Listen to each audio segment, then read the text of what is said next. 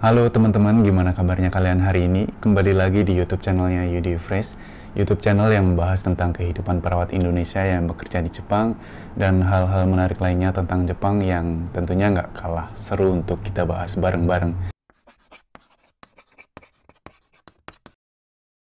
Thank you banget udah ngeklik video ini dan yuk kita simak bareng-bareng videonya sampai habis.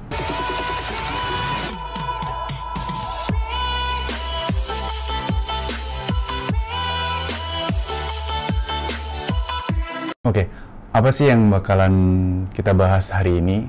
Kita bahas hal yang benar-benar menarik dan sering banget ditanyain sama teman-teman yang udah subscribe channel ini maupun yang udah nonton videoku dari yang sebelum-sebelumnya.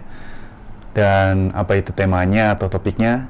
Kali ini kita bahas tentang apa benar gaji perawat Jepang gede banget. Sering banget beberapa akhir-akhir ini aku dapat DM dari teman-teman yang dari komentar di YouTube maupun dari di Instagram sering banget tanya berapa sih gaji yang di sana Yud?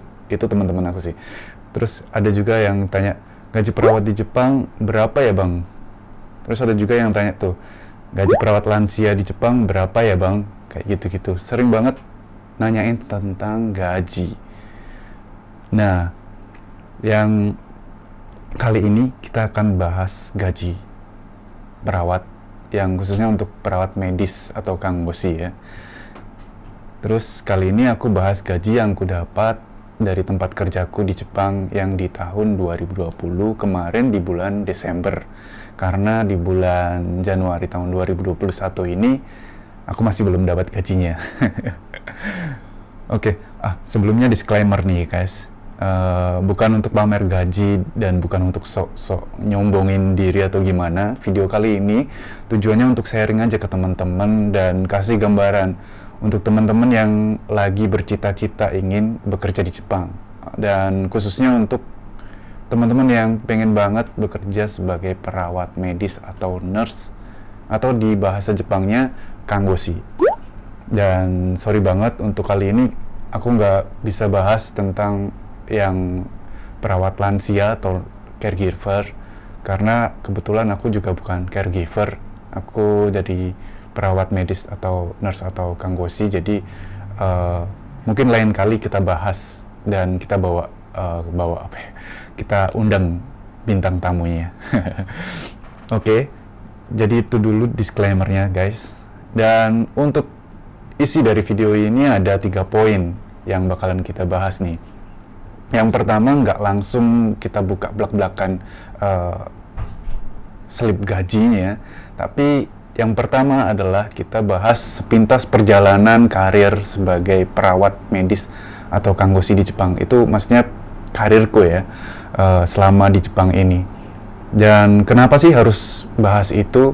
Alasannya adalah karena untuk bisa dapat gambaran yang jelas tentang gaji yang bakalan aku bahas di poin kedua, kalian harus tahu dulu nih, aku udah berapa lama bekerja sebagai perawat di Jepang, terus aku bekerja di daerah mana, lalu pekerjaannya seperti apa. Karena standar gaji perawat di Jepang itu nggak bisa dipukul rata semua.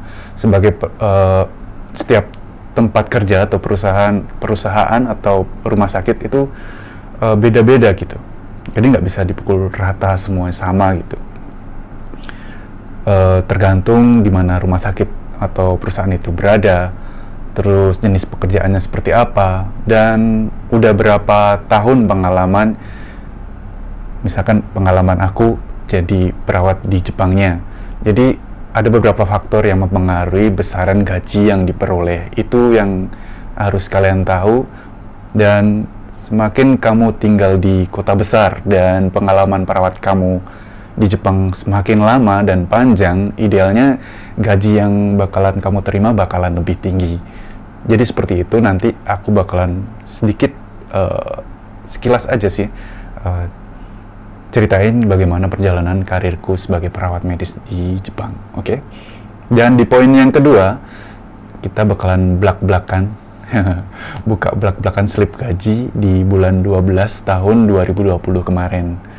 Dan itu berarti hasil kerja aku di bulan 11 ya. Kebetulan di sini juga teman-teman mungkin udah lihat, ini adalah slip gaji selama aku bekerja di Jepang.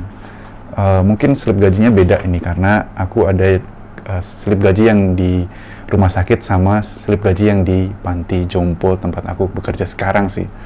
Nanti kita bahas lengkap seperti apa dan kita bahas satu persatu rinciannya, oke? Dan yang ketiga adalah kesimpulannya. Kesimpulannya bakalan seperti apa? Kalian pasti penasaran. Jangan di skip videonya karena ini sangat menarik banget. Oke, kita langsung ke poin pertama. Sepintas perjalanan karirku sebagai perawat medis atau kanggoshi di Jepang ya. Jadi aku bakalan cerita dari awal.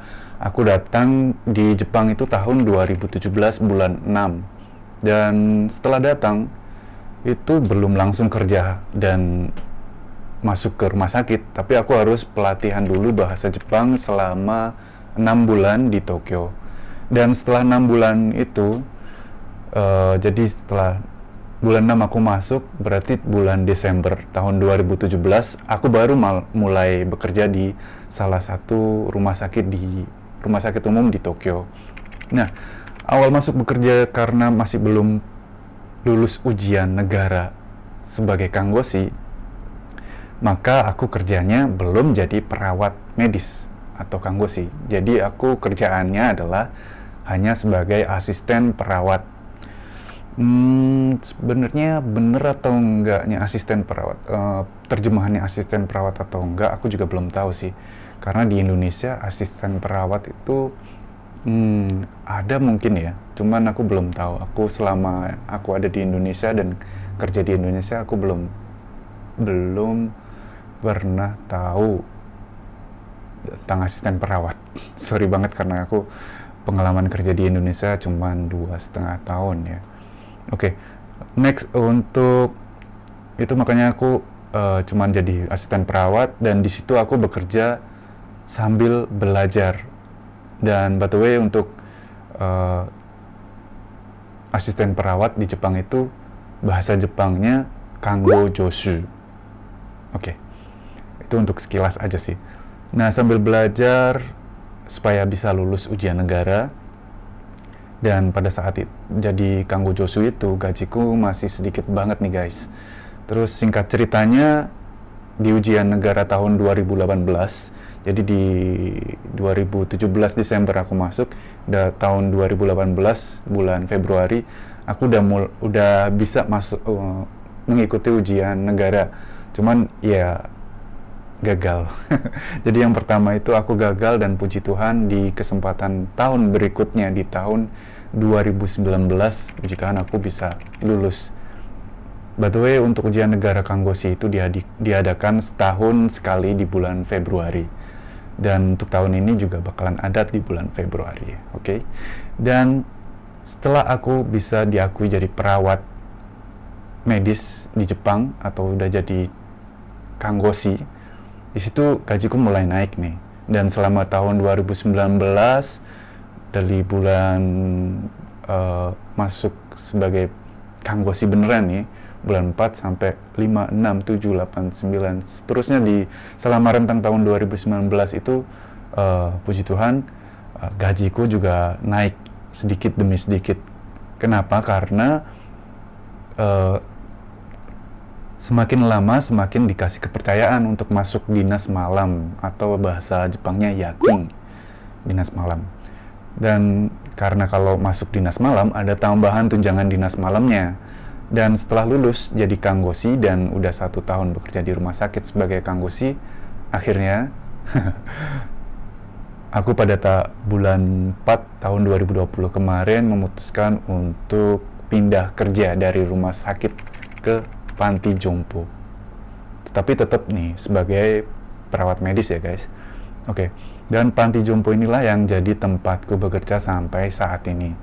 Dan jika dihitung dari sejak lulus ujian negara di tahun 2019 untuk jadi perawat di Jepang kanggoshi itu sampai di saat ini tahun 2021 bulan Januari, jadi aku udah hampir 2 tahun pas gitu ya pengalaman kerjanya sebagai kanggosi ya. Masih sedikit lah dibandingkan teman-teman yang lain mungkin ya. Dan untuk informasi aja, itu masih sangat sedikit ya, 2 tahun. Dan tempat panti jompo aku bekerja itu adanya di Yokohama, bukan di Tokyo lagi tapi di Yokohama. Dan Yokohama itu termasuk salah satu kota besar yang ada di prefektur Kanagawa. Nah, itu ya sekilas perjalanan karir yang aku lalui sampai saat ini. Jadi kalian punya gambaran, oh jadi masih baru juga lulus. Terus ya sekarang bekerja di Yokohama. Ya salah satu kota besar, cuman nggak terlalu besar seperti Tokyo ya. Oke, sekarang next kita bakalan ke poin kedua, yaitu buka belak-belakan slip gaji bulan 12 tahun 2020. Nah, sebenarnya tadi aku juga udah bilang ya, sebenarnya aku selalu simpen slip gajiku dari pertama aku bekerja di Jepang nih guys. Jadi tiap bulannya aku simpen kayak gini. Dan tapi untuk video kali ini aku mau tunjukin slip gajiku yang bulan 12 tahun 2020. Karena ya tadi aku juga udah bilang, karena di tahun 2021 bulan Januari ini aku belum dapat gajinya. Oke, ini slip gajinya biar aku mau tunjukin, cuman di sini aku hitemin karena ini privasi ya. Kayak gini slip gajinya. Mungkin kalau dari situ nggak bakalan kelihatan, makanya aku udah masukin ke laptopku. Jadi kita bakalan lihat dari laptop biar lebih jelasnya. Oke, mari kita lihat di layar laptop biar lebih enak ya. Oke, nah ini udah keluar di layar laptopnya. Kita bakalan buka, perbesar dulu ya. Nah, di sini kurang besar ya. Oke, besarin dulu. Kita bakalan bahas Kyuryo Meisai Sho. Ini Meisai Sho doang sih sebenarnya. Kyuryo Meisai Sho itu maksudnya slip gaji lah, istilahnya rincian gaji di bulan yang aku dapat di bulan 12, cuman ini adalah hasil kerjaku di bulan 11. Oke. Yuk kita bahas, dan kita coba untuk sambil coret-coret sih. Gome. Kita coret-coret biar teman-teman juga ngerti sedikit-sedikit bahasa Jepangnya apa. Oke, kita bahas dari sini dulu ya. Kingtai ini kita selama kita bekerja gitu ya. Nah, King issue itu maksudnya selama 1 bulan 11 ini ada beberapa hari yang harus kita masuk gitu ya. Jadi ada hari aktif itu 19 hari. Tapi aku masuknya 18 hari dan aku pakai UQ. UQ itu cuti berbayar 1 hari. Jadi tetap aku dihitung 19 hari.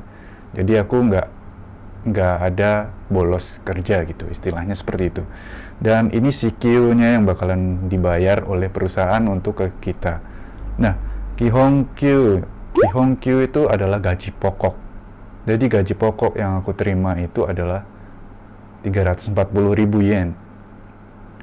340.000 yen itu, iya, teman-teman juga pasti penasaran ya, kalau dirupiahin berapa sih? Jadi kita bakalan lihat pakai kalkulator juga ya, biar teman-teman tahu berapa sih kalau itunya. Kebetulan, oh iya, oke, aku tahu.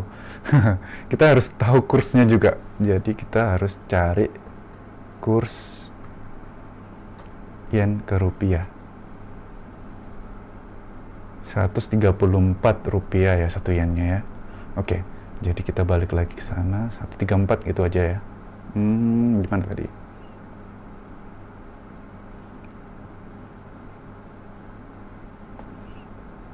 Oh, di sini. Oke. 134. Jadi 340.000 yen itu, mari kita cek.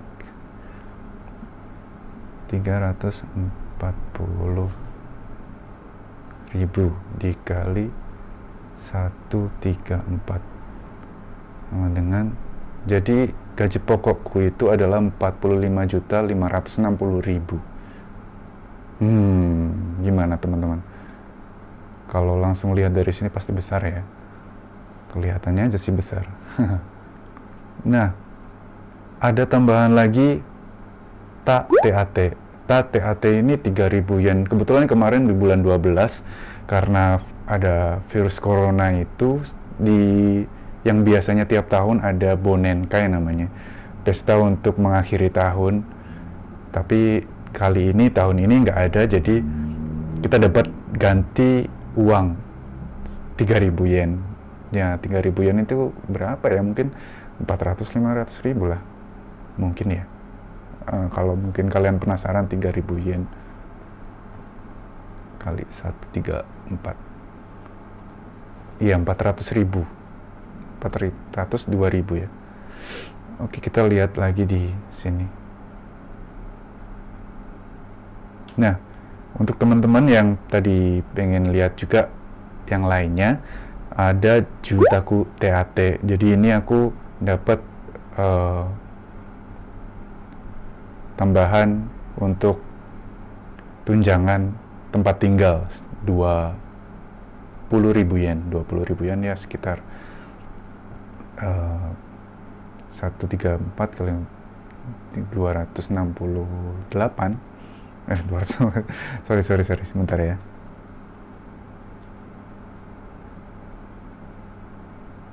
Maklum matematikanya nggak bagus. 268 jadi 2.680.000 ya. Jadi 2.680.000 sorry. Nah, untuk Hikaze Tsukinhi ini maksudnya ada tambahan juga tunjangan untuk transportasi itu sebesar 17.810 yen.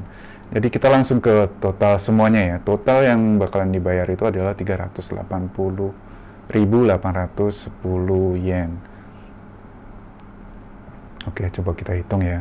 380.810 yen itu kalau dikali 134, jadi kita bakalan tahu nih berapa jutanya.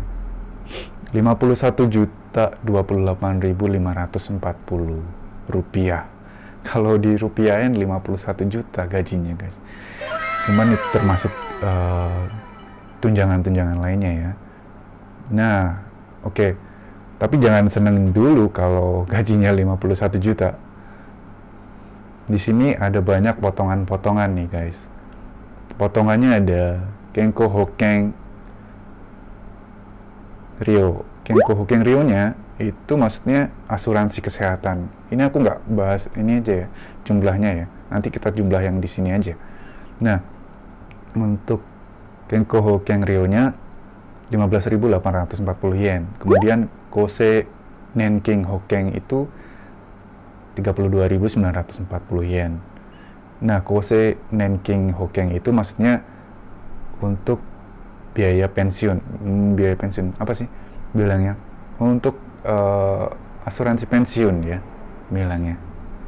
Terus yang Koyo Hoken Ryo itu yang 1.142 yen ini itu untuk asuransi tenaga kerja. Next, untuk yang Sotokuze sama Jumingze ini dua-duanya adalah pajak. Nah, untuk Sotokuze itu adalah pajak untuk negara, pajak pendapatan untuk negara sebesar 7.230 yen. Dan Jumingze itu adalah pajak penduduk sebesar 6.700 yen. Nah, total yang bakalan kepotong dari 51 juta tadi adalah 63.852 yen. 63852 yen ya.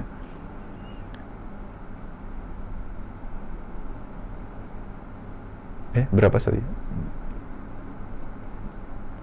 63852. Sorry ya.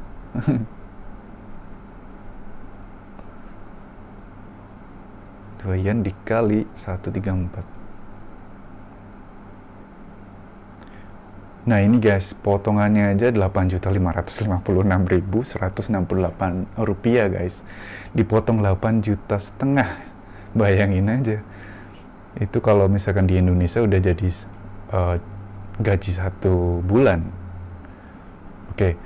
Dan di Sonota ini yang lain-lain. Kemudian yang di sini, jadi perbedaan antara sini sama ini, maksudnya ini dikurangi ini adalah sekian. Dan kemarin karena yang 3.000 itu udah langsung dikasihkan secara langsung, jadi yang dikirim ke rekening itu cuman sekian, jadi 313.958. Jadi 313.958 yen. Itu kalau dirupiahin adalah dikali 134, itu adalah 42.070.372 rupiah. Jadi gitu ya guys, 42 juta. Dari 51 juta jadi 42 juta aja. Bukan aja sih, ya puji Tuhan udah banyak banget sih menurutku. Dan itu juga udah cukup untuk kebutuhan di Jepang ini. Oke, kita balik lagi ke kamera yang di sana. Oke, gimana guys pendapat kalian dari yang udah kita sharingkan tadi? Seru banget ya, dan gak nyangka juga ternyata lumayan besar juga. Oke, kita lanjut ke pembahasan yang selanjutnya. Nah, oke, kesimpulannya. Baik, kita bakalan masuk ke kesimpulan. Gaji perawat medis di Jepang memang sangat besar. Dan kalau dibandingkan gaji perawat di Indonesia, sebagai perbandingan waktu aku bekerja di Surabaya, di salah satu klinik di Surabaya, itu gaji pokokku itu sekitar 2,4 juta rupiah waktu itu sekitar tahun 2014-2015an, aku lupa sih, sekitar 2,4 juta doang. Dan kalau dibandingkan yang tadi 52 juta itu besar banget kan. Tapi ingat ya guys, di Jepang segala macam kebutuhan hidup itu harganya mahal-mahal, dan jadi itu sesuai dengan apa yang kita peroleh. Jadi pintar-pintar aja kita memanage uang yang kita dapat, dan kita syukurin semua berkat yang dikasih sama Tuhan. Dan untuk yang kalian, yang tadi aku kasih tahu ke kalian itu, masih belum dipotong dengan kebutuhan hidup sehari-hari kayak listrik, air, juga gas. Terus kemudian untuk sewa tempat tinggal aku di sini juga, sewa apartemennya cukup mahal juga. Dan ada biaya makan, biaya kebutuhan sehari-hari. Apalagi, oh ya, ada sedikit info juga, satu bulan yang lalu keluarga kami telah dikaruniakan seorang anak, jadi kami udah jadi bertiga. Dan nanti mungkin di video berikutnya bakalan kita bahas tentang kelahiran di Jepang. Jadi ada banyak keperluan yang semakin banyak gitu ya. Yang penting kita selalu mensyukuri apa yang Tuhan berikan kepada kita. Itu yang kesimpulannya. Oke, sekian dulu video kali ini. Kalau ada komentar, kritik, dan saran, jangan lupa ditulis di kolom komentar di bawah. Terus, jangan lupa sharing ke teman-teman kalian nih yang mungkin tertarik bekerja di Jepang. Dan jangan lupa juga subscribe ya channel ini, dan nyalakan lonceng notifikasinya supaya nggak akan ketinggalan video-video terbaru dari channel ini. Aku Yudi, dan thanks for watching, dan bye-bye.